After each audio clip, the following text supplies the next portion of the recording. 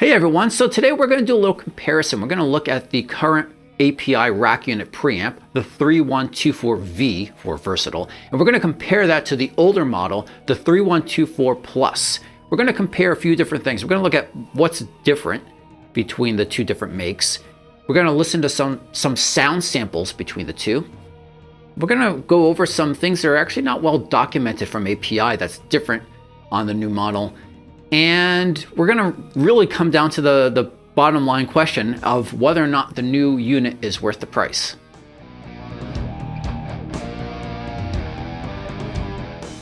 Okay, so let's start off by just discussing what's the same between the two units. So you have input selectable switches for mic in versus high Z, polarity switch, a pad, and phantom power. As you can see, the switches are actually built a little bit different. Instead of having an LED indicator above, now the switch lights up. They both, of course, have the old style API knob for the gain selection, and of course, the fast acting LED indicators. Now, there are two big differences between these units. The 3124V also includes a level knob, which affects the volume, and a 3-to-1 switch, which also affects the volume. But I would actually say you should think of it a different way, that one of these actually really affects your workflow, and the other is going to affect the sound. Okay, so let's start with the new knob. Now, API, they refer to this as a variable output level control knob in their specs. Now, my first gripe about this knob is that they put it way too close to the gain knob. Now, I don't think my fingers are really that big, but when I was first trying out this unit, I kept fat fingering the gain knob when I was trying to change the level knob, which was very annoying to me. Now, unlike the gain knob, this new level knob is stepped, okay? So it doesn't move freely any which way you want it to be. There are certain fixed positions that it can be at. Now, you might be interested in hitting up the manual and finding out a little bit more detail on this knob or the new switch to find out exactly how it works. But unfortunately, you won't, because when you open up the box, guess what? It does not ship with a manual. You would think that something that's over $3,000 MSRP would come with a manual, which is my second gripe about this unit, but it doesn't. But luckily, I found out that they do have a manual online. Unfortunately, when I grabbed it and printed it out, I found out that there is only 2 pages for the entire manual. That's it. There is some interesting stuff in here. There's some good detail. There's a little schematic, right? There's a little block diagram in here, and then you got your specs, right? So you got some good, high level information in here, but it doesn't really go into any detail. It's not like say like a Distressor compressor where they come with a user guide and best practices and all this stuff. The API stuff, they come with almost no information. Now, what they do tell you about this knob is that when it's all the way to the right, when it's fully clockwise, it's in unity gain, which really means that all the way to the right is you're not bringing the volume down at all. You're not attenuating. Now, I did do some experimentation myself really quick. I just threw a mic up on the tom and played around with it on some different settings. So this is what I found. Now, again, this is not an exact science. So I found that at the 3 o'clock position, I cut the volume by about 3 decibels. 12 o'clock, about 15 decibels. 9 o'clock by 30 decibels. And full left was reducing by about 80 decibels, which was approaching my noise floor. Now, what's the point of even including this knob, right? Why even have it on the unit to begin with? Well, in case you don't know, the APIs can run hot. They can run very hot, right? They can output a level above 0, but what happens when you get to your computer? You can't have anything above 0 there. So as far as your workflow is concerned, you always have to have something that's going to somehow attenuate before you get to the computer. Maybe on your audio interface, you have a pad selector. or maybe you're going to go through a compressor and you're going to cut the volume down that way, or maybe you're going to buy some standalone attenuators, right? You have to do something to potentially cut the volume down. And because how the APIs work, the harder you run it, the more of that API sound you get. You may be having to cut 15 or 20 decibels worth of volume before you actually get to the computer. So now with this, you can crank that gain up a bit more and then bring the level down. You're still going to be saturating now that internal op amp, I think it is, right? You're going to hit that much hotter, but you're not leaving the unit as hot. If you do decide to use the level knob, what I would actually recommend is that you start with it all the way up at the 12 o'clock position, which I was finding was about 15 dB reduction, as I mentioned. I would start with it there and adjust further. Now, it should be noted, according to the block diagram, that the output knob is wired after the LEDs, okay? And this is actually preferable. It's what I would want them to do. But it does mean that the final output level that you have, you cannot monitor on the rack unit. You'll have to instead monitor at the computer. Okay, so onto the 3-to-1 switch, and this is where things really start to get interesting. This switch is intended to give you more color. Now, according to API, what does it actually do when you push it in? It cuts your volume by 10 decibels. Okay, that's according to API. So how does this actually get you more color? How does it allow you to get more of the API sound? Well, API doesn't explain it. But from what I've inferred from their block diagram, this is what I think is going on. Now, again, you get the API sound from saturating these op amps that API has. And they really have two op amps, okay? There's one that's related, that's like tied to the gain stage, and then there's this other one that's at the output. And how the whole flow works is that there's the gain stage around the first op amp, then the line level, then like your output op amp, and then this 3-to-1 switch. If you're attenuating with the line level, you're not hitting the output op amp as hot. But if you instead use this 3-to-1 switch, you can hit the output op amp hotter and then attenuate after.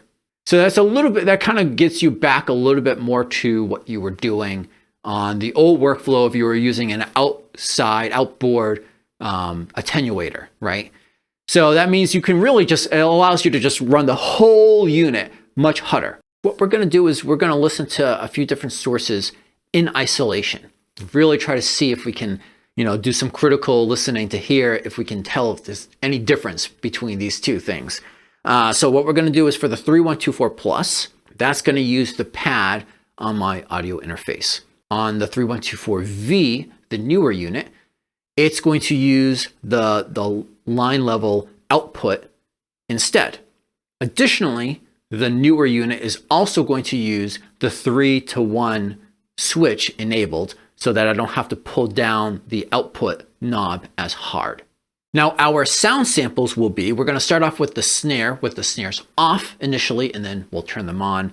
I'm using a Shure Beta 57, and that's just on a wood shell snare. Then we're going to go over to my bass drum. I have a AKG D112 mounted internally, pretty close to the head. Then we're going to go to my top tom here, this 10-inch tom. This has a Sennheiser E604. And then to make things extra interesting, we're going to go to my 16-inch floor tom over here. And I've got a condenser mic. There's a AKG C451 I've got on it. Now, in order to eliminate any other differences, I am going to be splitting the signal. So it's going to be microphone, cable, splitter, and then the two ends of the splitter will go into the two different preamps. Obviously, normally you don't want to split your signal before you go to a preamp, but in our case, this should give us a bit more consistency.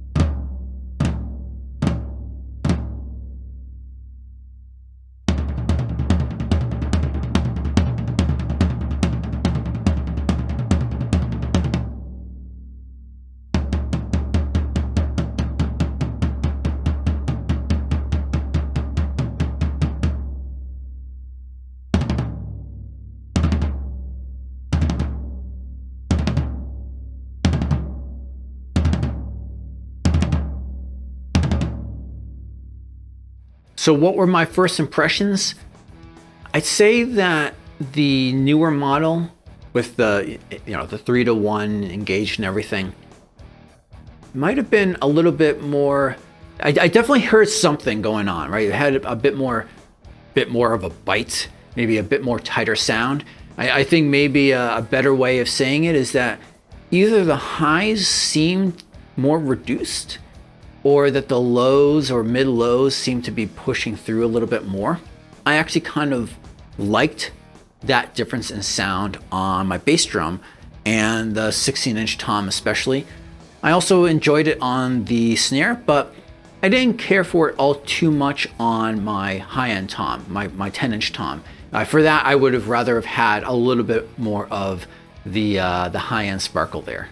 Okay, so we still have this underlying question of, is the new model worth the price, or at least relative to the old model? If you don't mind buying used, you can find, not at a great price, but at a decent price, you can find the old model reduced and probably save yourself at least a few $100s, if not more. For most home recording enthusiasts, the 3124 Plus, the old unit, is probably going to do you perfectly fine. And in most situations, you're probably not going to really miss not having the new unit.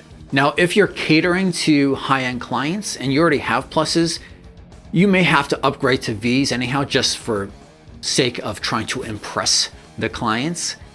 So you really have to probably think about, are you going to be using this thing? If you got Pluses already, you have to say, am I going to be using the 3-to-1 all the time, right? Because otherwise, if you're like, maybe I'll occasionally use it, it's probably not worth the upgrade.